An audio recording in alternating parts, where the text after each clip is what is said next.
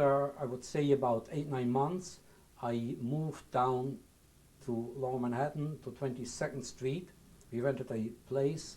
I rented a place at 22nd Street off 7th Avenue, where I established my place. In the meantime, I bought some additional machinery, and which were linotype machines, and I started to produce work for union establishments, union newspapers that I started with. For the Newspaper Guild of New York, I made their publication, their weekly publication. I made publications also for District Council 37, which was a state and city employees union.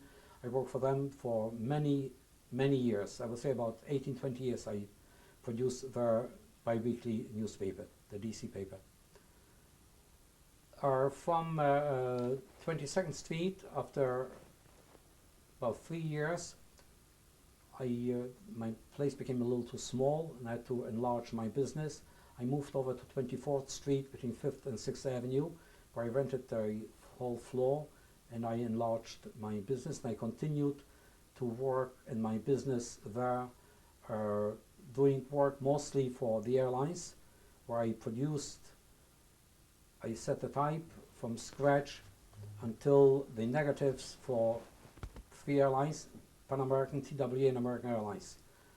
A very rewarding job. In the meantime, I also did work. I did books for many known publishers, Bantam Books, Academic Press, Doubleday, and so forth. I worked for the biggest outfits in New York.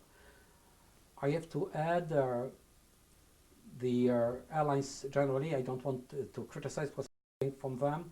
They didn't like very much a Jew, but not too many Jews worked for the airlines.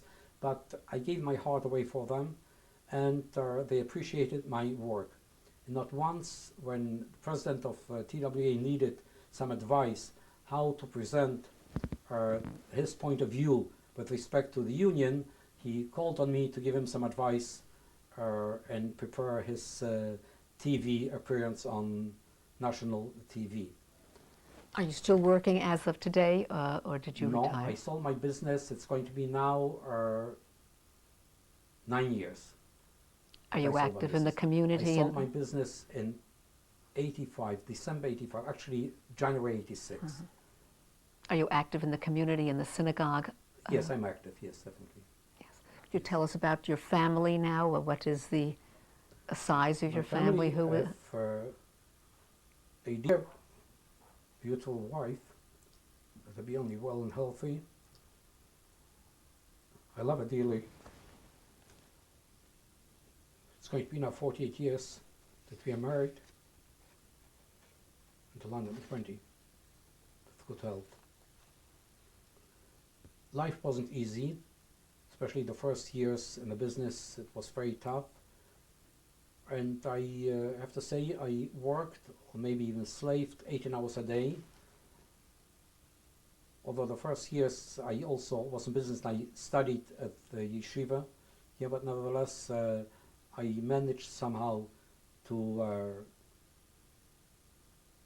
graduate with a good degrees, good marks, and but I worked very hard. Originally I had to work in 2 places in order to be able to make a living. When I came here, actually, I forgot maybe to mention, I came here to be a teacher in one of the yeshivas in Brooklyn, but after the first half year, realizing that from a teacher's salary I won't be able to make a living, I decided to go back and rely on my profession, which I had a good profession in my hand, especially originally as a linotype operator, and later we changed to computers, which we had for about 17-18 years. We worked with computers in our establishment. Now, you said earlier you had 1 child. Have you had more children? Do you have grandchildren? Yes, could you just tell us? You should have mentioned maybe that our oldest daughter was born in England in 1948. She was born in England. And then after we came to Israel, the other 2 daughters were born in Israel. My oldest daughter's name is Dina. She's named after my mother, blessed memory. And my middle daughter, who lives here in Teaneck, her name is Hannah. She's named after my mother's mother. And my last, the third daughter of ours, a lovely young lady, she lives in Muncie, and her name I picked out from a dictionary, not knowing exactly. People told me not to name my children after names of young departed people, although I could have named them after my sisters, but I felt I picked the name of Aviva from a dictionary, the third name that I found, ladies' names, I named her Aviva. How many grandchildren do you have, Mr. We have Topel? 14 grandchildren. Now that we're nearing the end of the interview, is there any message that you feel you would like to give to your children, to your grandchildren, to the people who are watching this tape? To give a message to my children, I try throughout the years, I try to instill in them from time to time the suffering, whatever we suffered ourselves, whatever we went through. I have to admit, maybe I didn't succeed very much. I've good children, and I can't complain the slightest. They're lovely children. But at the same time, I don't think there's a possibility for someone, even myself, when I do speak about it, or I remind myself, whatever we went through, that this could have happened to a human being.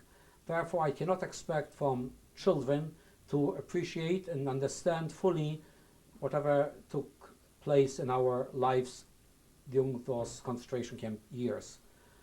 I try to mention usually at the Passover Seder the suffering, whatever we suffered, to compare it with the suffering of the Jews when they were.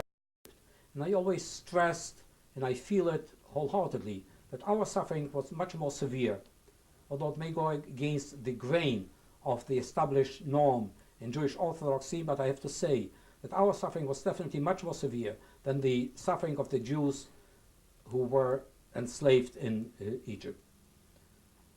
To leave a message for my children, and maybe for everyone who will be able to hear or listen, is not to forget, never to forget those that were and are no more.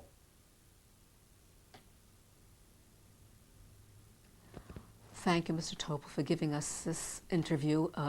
Is anyone in your family going to be here so that you can introduce them to us today? I very much would appreciate if my dear wife would join me for a few minutes. And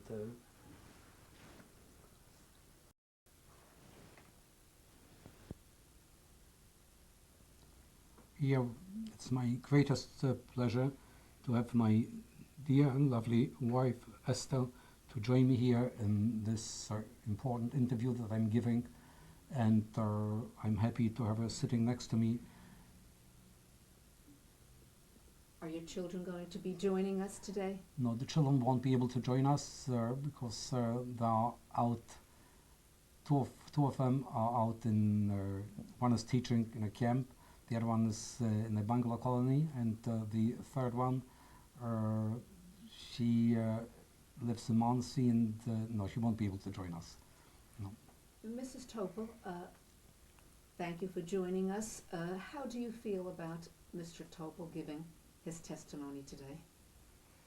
I think this was his choice, what he wanted to do, that to live, to remember the children, the grandchildren, that his grandfather should be well, to know who he was, what he went through in life. And this was his decision. I wasn't for it, but he wanted, as he said, in every kol hakavod, with pleasure. Thank you very much again for joining us. Thank you.